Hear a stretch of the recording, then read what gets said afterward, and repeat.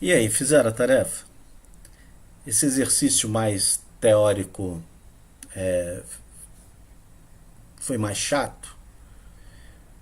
Percebam que às vezes é importante para vocês fixarem o conceito que vocês entendam a parte teórica por trás de uma simples modelagem.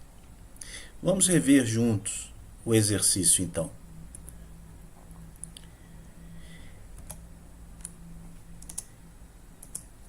Qual é a relação entre o tipo de gateway e as condições de fluxo subsequentes? Ou seja, que tipo de gateway eu vou usar e isso eu posso usar qualquer tipo de gateway dada certas condições de fluxo? Bem, a primeira resposta já estaria claro que o tipo de gateway deve ser consistente com as condições dos arcos, dos fluxos subsequentes. E aí eu dei uma dica. Tentem ver em que situações usar o XOR, o OR e o AND.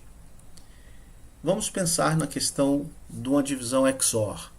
Se uma divisão é XOR, ou seja, ela é mutuamente exclusiva. Ou eu vou por um caminho, ou eu vou por outro. E isso é exclusivo. E foi o que aconteceu no caso logo da decisão do recebimento do pedido. Se eu tenho produto em estoque ou não tenho produto em estoque. Né? Se eu uso uma OR, as condições podem não ser exclusivas.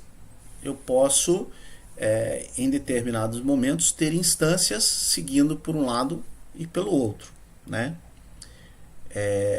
Mas ainda assim, são instâncias. Eu pego um caminho apenas. Né?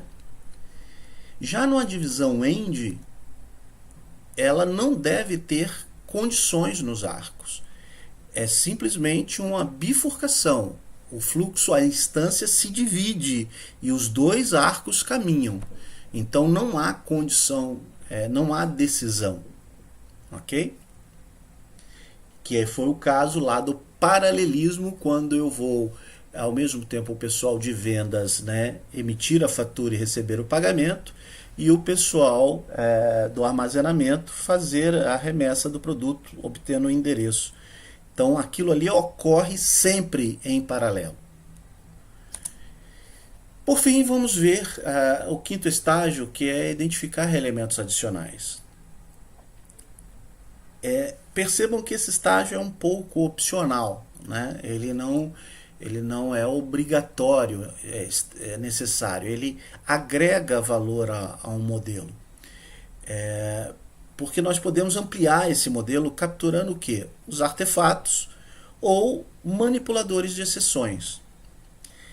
Para os artefatos, isso significa adicionar objetos de dados ou de armazenamento de dados e suas relações com aquelas atividades e eventos, através de associações de dados.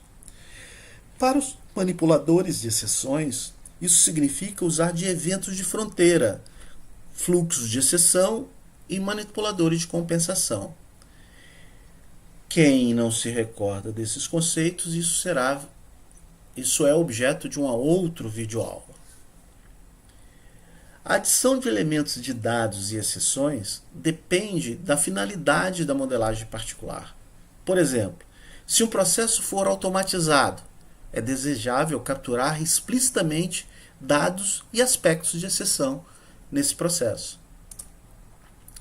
Nessa etapa de identificação de elementos adicionais, também podemos adicionar novas anotações para ajudar a suportar cenários de aplicativos específicos. Por exemplo, se o modelo for usado para uma análise de riscos ou para estimativas de custos de um determinado processo, talvez seja necessário adicionar informações de riscos e custos naquela modelagem. Em geral, elementos a serem adicionados dependem do cenário de aplicação específico. Em um cenário onde várias partes, várias unidades organizacionais estão envolvidas, uma opção é começar com um diagrama de coreografia e depois aperfeiçoá-lo com um diagrama de colaboração, que também são objetos de outra videoaula. Usamos o diagrama de coreografia para identificar os recursos e modelarmos cada um deles através de uma piscina. Em seguida, dentro de cada conjunto, modelamos os eventos e as atividades que manipulam a entrega de informações entre as partes, ou seja, enviar e receber atividades, eventos de mensagem e sinal. Nessa aula, vimos os 5 estágios do método para a modelagem do processo. Numa próxima aula, veremos a garantia da qualidade do modelo de processo. Eu espero, assim, que nós tenhamos chegado a um ponto em que já ajudem a vocês a irem a campo, a vocês trabalharem modelagem de processo. Nos encontramos em outras videoaulas. Um abraço.